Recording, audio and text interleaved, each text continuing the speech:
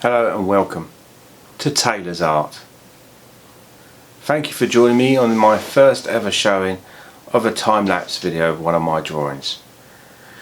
I have to take this opportunity just to apologise that the quality is not as good as I thought it would be. This is due to a few number of facts. First one is the lens wasn't that good on the camera. The second one, my lighting was just too poor. And the third one, me. Not experienced, not done anything like this before, and it's a complete learning curve. But I'm getting there. So this is my first attempt. I hope you enjoy it. Afterwards, we'll talk about the products I used. Thank you very much. Enjoy.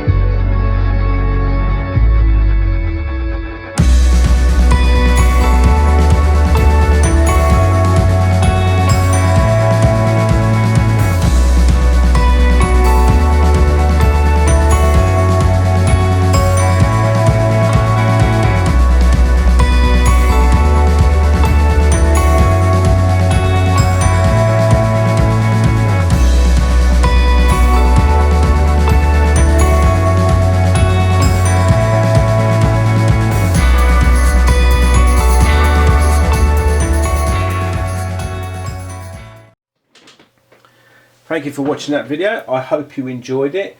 If you wish to put some comments down there, please do so. Anything that could help me to improve.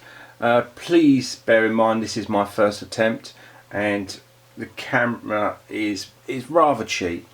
What I can say is my second video will be a lot better, will be improved due to the fact I've got the new lens now and I've got some new lights.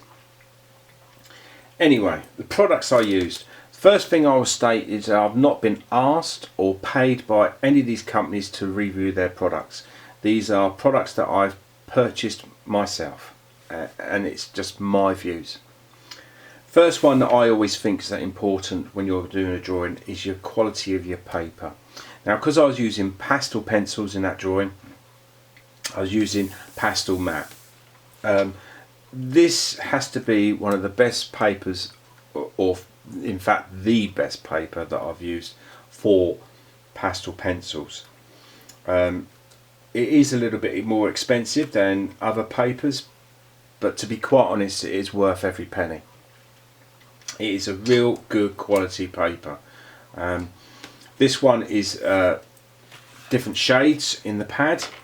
One of the things I really do like about what they do is the paper is more like a card, and it feels like felt on the surface. It's a beautiful paper. Each sheet has this protective like tracing. It's a bit like a grease-proof paper sort of thing. I suppose you could do your drawing there and use it as a reference, but you can't really see that well through it. What I tend to do is use this sheet to protect the paper as I'm doing the drawing. Now in that video I didn't do that because I couldn't get it out of frame.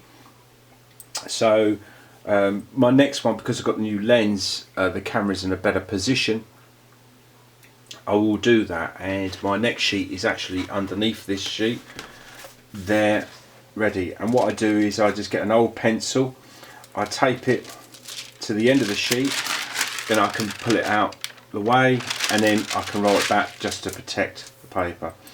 Hence that one's white where this is multicoloured. The other products I used was of course the pencils. First one is Pitt Pastel. Fantastic pencil, really is good, holds its point for quite a long time actually against the other pencils that I'm using, but I really do like their pencils. My next pencil was Derwent pastel pencils. Now I'm a big fan of Derwent, I really am. I do like their products. They come out with some fantastic products. I think the reason why I've got both makes here is because some of the colours that are Derwent have got, Pitt haven't, and Pitt have got colours that they haven't. So it's two brands putting together, and you can get your colours a lot more accurate that you want. Another company I used was Kohinoor. They're a bit of a softer pastel, but they're a lot more vibrant. You can see the yellow on that. They are really rich in colour. The only downside with these pastel pencils is they are a lot softer and they're harder to sharpen. This is a brand new one, so as you can see, so when you sharpen pastel pencils, because they are all brittle, they are very soft and they do break very easy. So one of the things I do use is a crankshafter, which is a swordfish, which I purchased on Amazon. Great pencil sharpener. I can't not rate this pencil sharpener. It's lovely pencil sharpener. It does do well. With the Faber-Castell, Kohinoor, sorry, not Faber-Castell, Kohinoor pencil,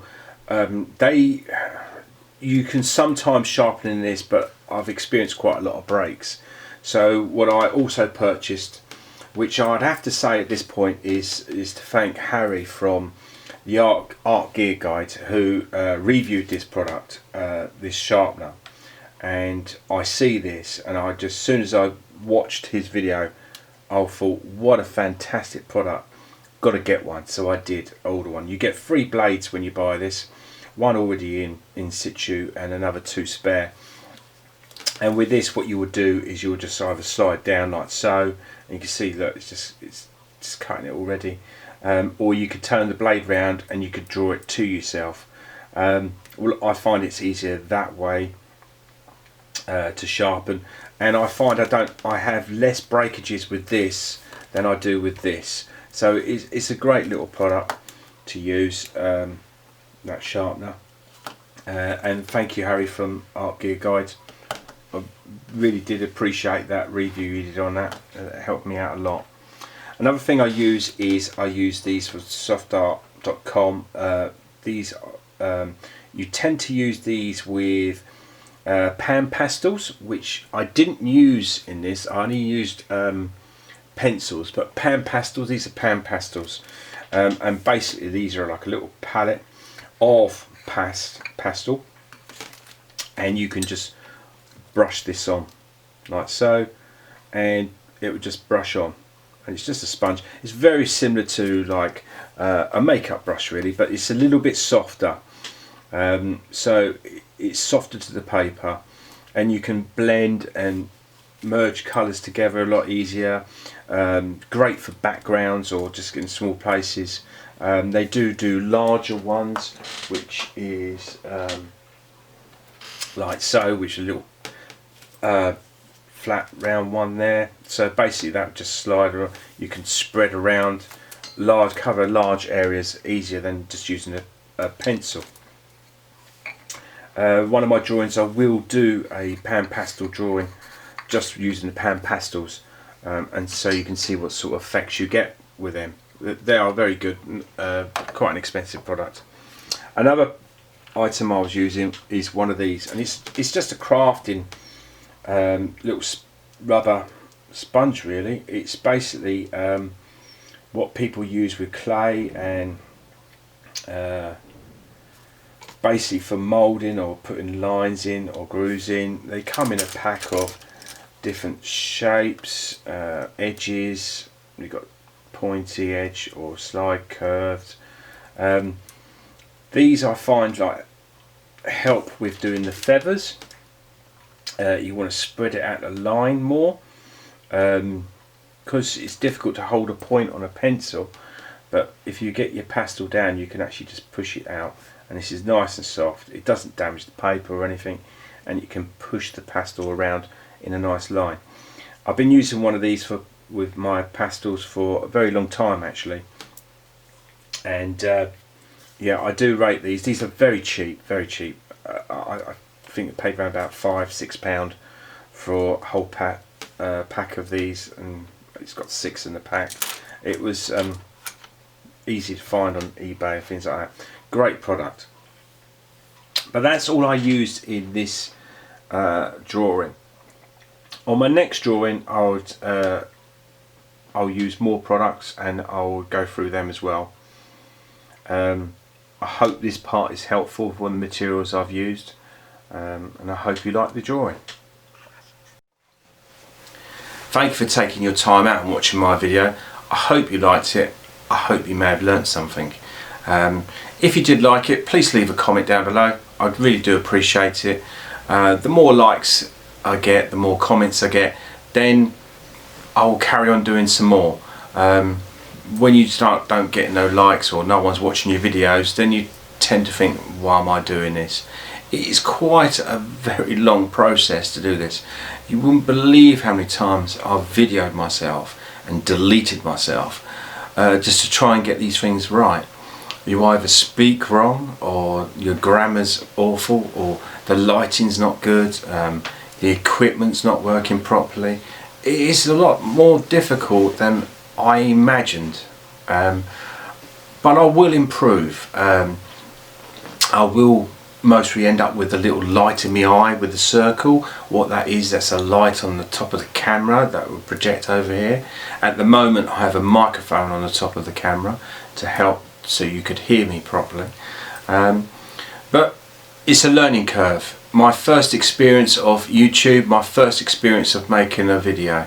Hopefully I'll see you in my second video. Until then, stay safe, and see you then.